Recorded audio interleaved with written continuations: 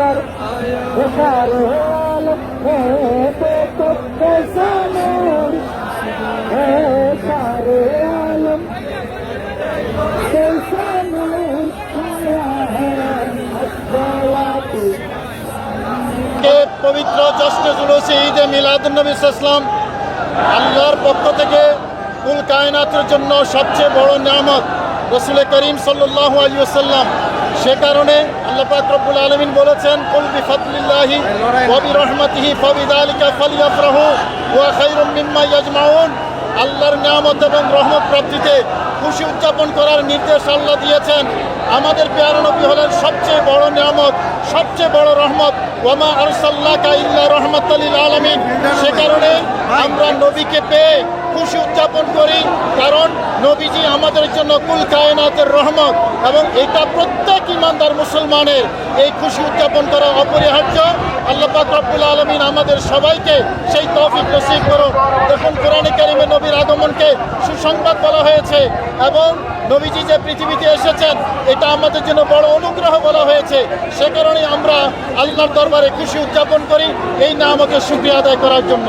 আসসালামু আলাইকুম ওয়া রাহমাতুল্লাহ। শুকরান। আজকের এই পবিত্র জশ্নে জুলুসে ঈদে মিলাদুন্নবী সাল্লাল্লাহু আলাইহি ওয়া সাল্লামের এই মাহফিলের তাৎপর্য, ইমানদারের কাছে এই আনন্দ, আল্লাহর যত নিয়ামত আমরা পেয়েছি সকল নিয়ামতের শ্রেষ্ঠ নিয়ামতের আনন্দ, সেই জন্য সবচাইতে বড় আনন্দ।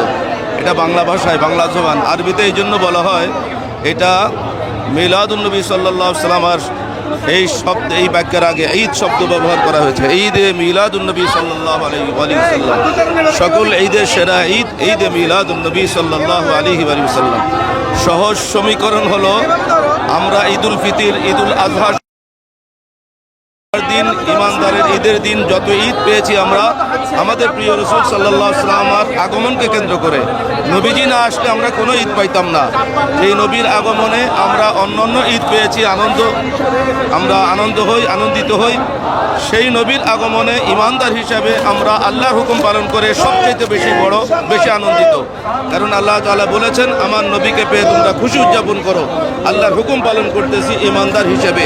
প্রতি বছরের ন্যায় এই বছরও ঢাকায় 9 রবিউল আউয়াল নবীজির বংশধর 41তম বংশধরের নেতৃত্বে, সাথে আরও 2 জন বংশধর আছেন, নবীর 42তম বংশধর, নবীজির 41তম বংশধর পীরে বাঙ্গাল আল্লামা সাহেব শাহ হুজুর কিবলার নেতৃত্বে এই জুলুস বের হয়েছে।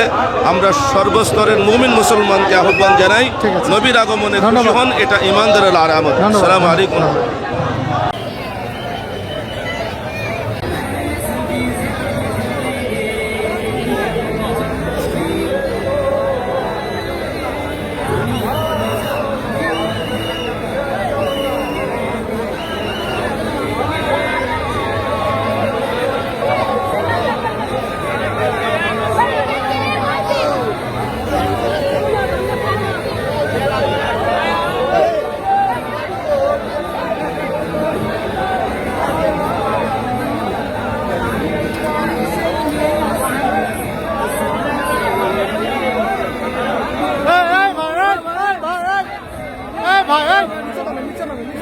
প্লিজ প্লিজ প্লিজ ভাই যাবেন।